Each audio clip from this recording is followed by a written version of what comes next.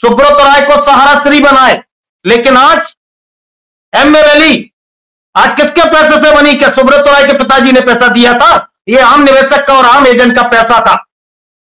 आज आम गरीब जनता तिल कर मर रही है। मेरी पूरी संवेदना सुब्रत राय और स्वप्ना राय के और उनके परिवार के प्रति है। क्या आज हमारे बीच के 4000 एजेंट खत्म हो गए?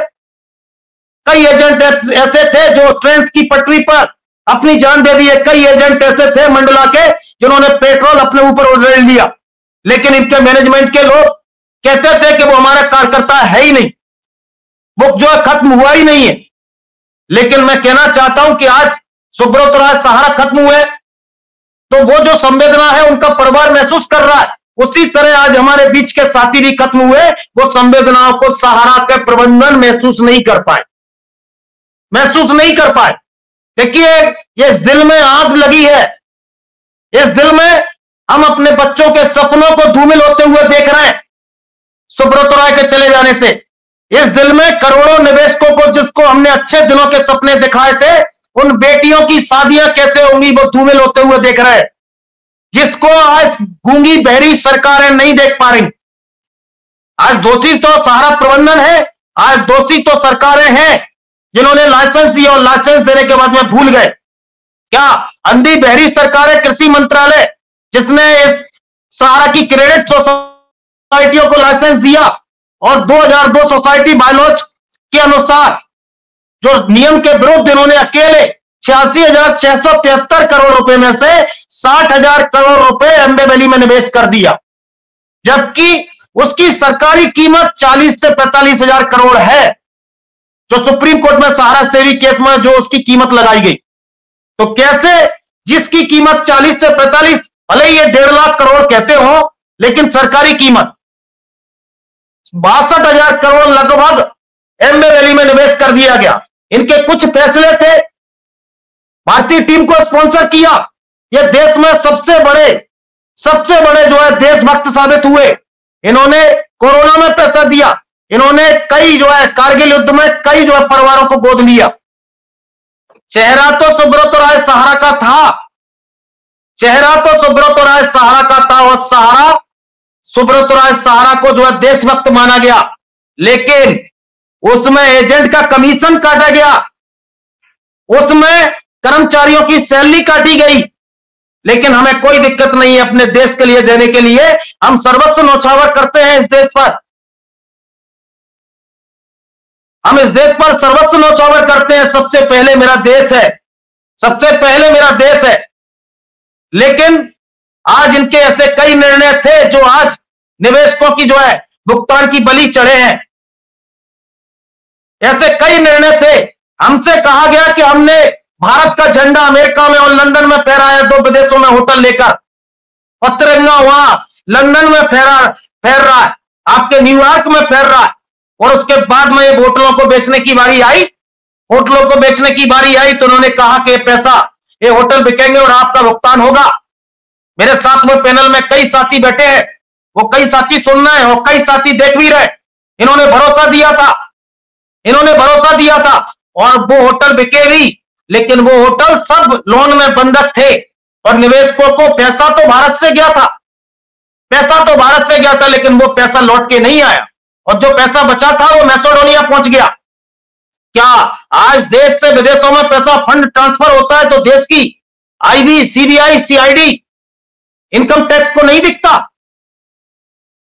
आज कई तरह के सपने सुब्रत राय सहारा ने और इनके मैनेजमेंट ने हमको दिखाए थे।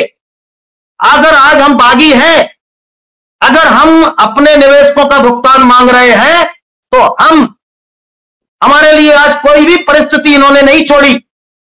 ईश्वर ना करे कि आज जो सुब्रत राय के साथ में हुआ है किसी दुश्मन के भी साथ हो। पूरी संवेदना मेरी है, लेकिन आज इस दिल में तूफान उमड़ रहा है और लगातार कई सालों से उमड़ रहा है, और हमने अपने साथियों को मरते देखा है, तिल मरते देखा है।